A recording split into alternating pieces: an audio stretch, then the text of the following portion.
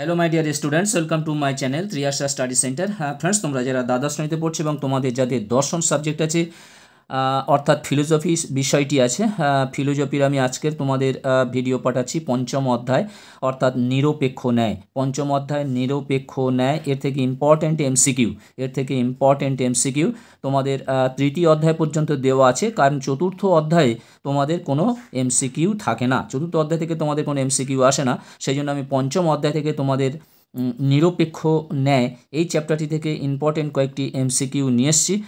চ্যাপ্টারটির নাম হলো নিরপেক্ষ ন্যায়।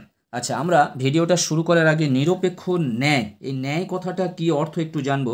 দেখো, ন্যায় হলো এক প্রকার অবরোহ মাধ্যম অনুমান, যেখানে একাধিক আশ্রয় বাক্য অর্থাৎ একের বেশি একাধিক আশ্রয় বাক্য থেকে সিদ্ধান্তটি অনিবার্যভাবে নিঃসৃত হয়। সেখানে সিদ্ধান্তটি অনিবার্যভাবে নিঃসৃত হয়ে যায়।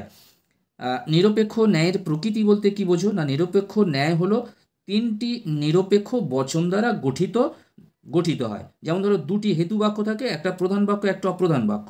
হেতু বাক্য হলো প্রধান বাক্য এবং একটা অপ্রধান বাক্য, আর তা থেকে একটা সিদ্ধান্ত বেরিয়ে আসে। তাহলে কি বুঝলাম? নিরপেক্ষ ন্যায় হলো তিনটি নিরপেক্ষ বচন দ্বারা গঠিত, তার মধ্যে দুটি হেতু বাক্য থাকে অর্থাৎ প্রধান বাক্য আর একটা অপ্রধান বাক্য, আর তা থেকে একটা সিদ্ধান্ত আমাদের উপনীত হতে হয়। যেমন ধরো, এক্সাম্পল হিসেবে যদি আমি বলি, সকল মানুষ হয় মরণশীল জীব, তাহলে এটা প্রধান আশ্রয় বাক্য। সকল মানুষের কথা বলেছে, ভালো করে বোঝার চেষ্টা করো। সকল মানুষ, তাহলে সকল মানুষ হয় মরণশীল জীব, তাহলে সমস্ত রকমের মানুষ যে যে পেশায় থাকুক না কেন সবাই মরণশীল, এটা প্রধান বাক্য। আর অপ্রধান বাক্য বলা হচ্ছে যে সকল কবি হয় মানুষ।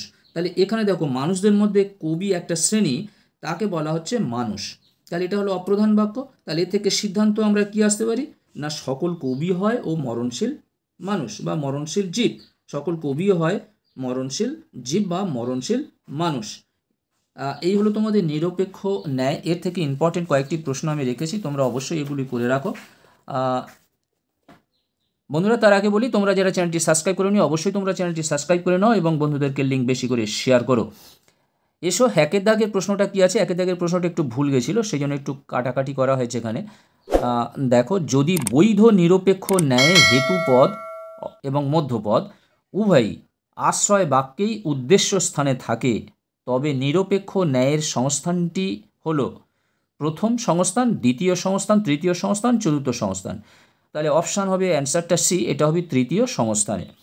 তারপরে দেখো, আমি জাস্ট ইম্পর্টেন্ট প্রশ্নগুলো তোমাদের কাছে নিয়ে এসেছি।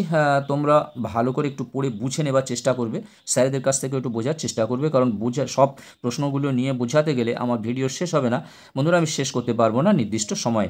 দুয়ের দাগের প্রশ্ন দেখো, ফেরিসন মূর্তিটি বৈধ হয় প্রথম, দ্বিতীয়, তৃতীয়, চতুর্থ সংস্থানে।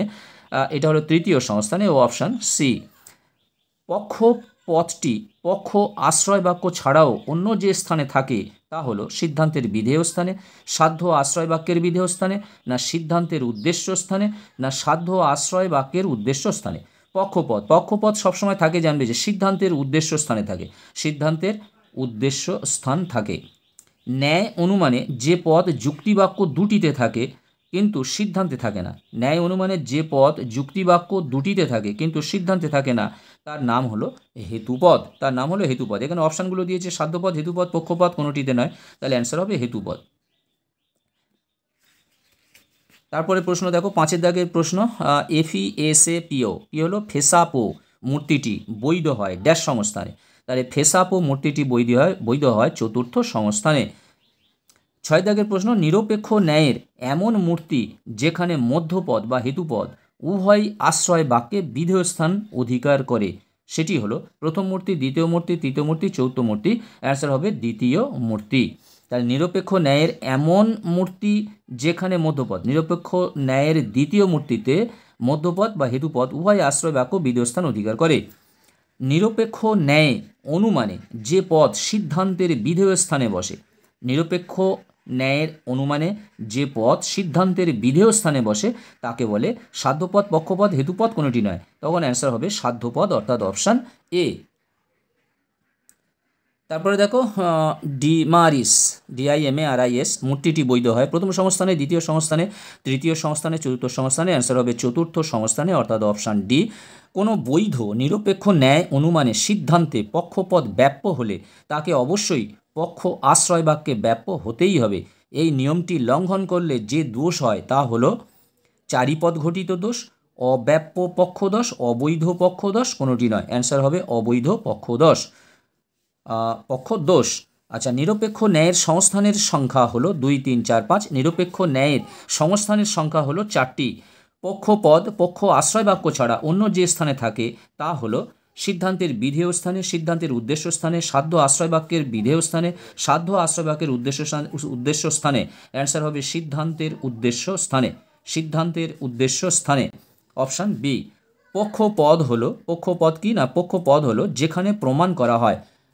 হ্যাঁ বন্ধুরা, আলো চলে গেল, অর্থাৎ ইলেকট্রিসিটি অফ হয়ে গেল, একটু অন্ধকার লাগবে, তোমরা একটু লাইট দিয়ে এটিকে দেখে নিও।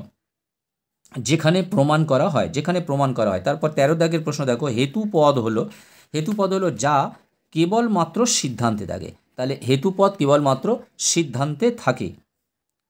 সাধ্যপদ হলো, সাধ্যপদ যাকে প্রমাণ করা হয়, সাধ্যপদটা হলো যাকে প্রমাণ করা হয়, সেটি হলো সাধ্যপদ। বন্ধুরা কারেন্ট চলে গেছে তাই একটু আলোর অভাব হবে। তারপরে দেখো 15 দাগের প্রশ্ন, ন্যায় অনুমানের প্রধান আশ্রয় বাক্যকে বলে? হেতুবাক্য, পক্ষবাক্য, আশ্রয় বাক্য, সাধ্য বাক্য। অ্যান্সার হবে সাধ্য বাক্য, অপশান ডি। ন্যায়ের সিদ্ধান্তের উদ্দেশ্য পদকে বলে? ন্যায়ের সিদ্ধান্তের উদ্দেশ্য পদকে বলে পক্ষপদ। 17 দাগের প্রশ্ন, ন্যায় অনুমানের অপ্রধান আশ্রয় বাক্যকে বলে? সাধ্য বাক্য, পক্ষবাক্য, হেতু বাক্য না অপ্রধান হেতু বাক্য? অ্যান্সার হবে পক্ষ বাক্য। তারপরে দেখো 18 দাগের প্রশ্ন, 18 দাগের প্রশ্ন, নিরপেক্ষ ন্যায় অনুমানের যে যে সংস্থানে হেতুপদ প্রধান আশ্রয় বাক্যের উদ্দেশ্য স্থানে থাকে তা হলো প্রথম ও তৃতীয় সংস্থান, দ্বিতীয় চতুর্থ সংস্থান, দ্বিতীয় তৃতীয় সংস্থান, প্রথম ও চতুর্থ সংস্থান। অ্যান্সার হবে প্রথম ও তৃতীয় সংস্থান, অর্থাৎ অপশান এ। নিরপেক্ষ ন্যায় বৈধ মূর্তির সংখ্যা হলো 19টি। নিরপেক্ষ ন্যায় বৈধ মূর্তির সংখ্যা হলো 19টি। নিরপেক্ষ ন্যায়ের চতুর্থ সংস্থানে বৈধ মূর্তির সংখ্যা হলো 5টি। চতুর্থ সংস্থানে বৈধ মূর্তির সংখ্যা হলো 5টি। 21 দাগের প্রশ্ন, নিরপেক্ষ ন্যায়ের তৃতীয় সংস্থানে বৈধ মূর্তি থাকে 6টি। তৃতীয় সংস্থানে বৈধ মূর্তির সংখ্যা হলো 6টি। এ মূর্তিটি বৈধ হয় প্রথম সংস্থানে। ট্রিবিলে মূর্তিটি বৈধ হয় প্রথম সংস্থানে। কোনো নিরপেক্ষ ন্যায়ানুমানের আশ্রয় বাক্য দুটিতে যদি হেতুপদ একবার ও ব্যাপ্য না হয় তবে ন্যায়টিতে যে দোষ হয় তা হলো অব্যাপ্য হেতুদোষ, তা হলো অব্যাপ্য হেতুদোষ। তারপরে দেখো 23-24 দাগের প্রশ্ন, একটি বৈধ, এটা নিরপেক্ষ হবে, পড়েনি। নিরপেক্ষ ন্যায় অনুমানে আশ্রয় বাক্য থাকে 2টি। একটি বৈধ নিরপেক্ষ ন্যায় অনুমানে আশ্রয় বাক্য থাকে 2টি। এরপর দেখো 25, 26, 27, 28, এটা কোনো আমি অপশান দিইনি।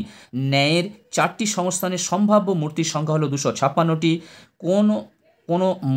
কোন মূর্তিটি সব সংস্থানে বৈধ হয়? EIO।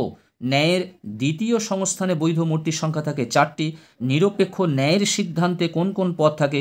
পক্ষ ও সাধ্য, এই দুটি পদ থাকে নিরপেক্ষ ন্যায়ের সিদ্ধান্তে, পক্ষ ও সাধ্য। বন্ধুরা আজকের মতো ভিডিওটি শেষ করলাম। তোমরা যারা চ্যানেলটি সাবস্ক্রাইব করোনি অবশ্যই তোমরা সাবস্ক্রাইব করে নাও, বন্ধুদেরকে লিঙ্ক বেশি করে শেয়ার করো। আবার কথা হবে নেক্সট ভিডিওতে। আজ রাত্রে কমিউনিটি পোস্টে জানতে পারবে আগামীকাল কী ধরনের ভিডিও আসছে। বন্ধুরা তোমরা সবাই ভালো থাকবে, সুস্থ থাকবে, তোমাদের জন্য রইল শুভকামনা। All the best.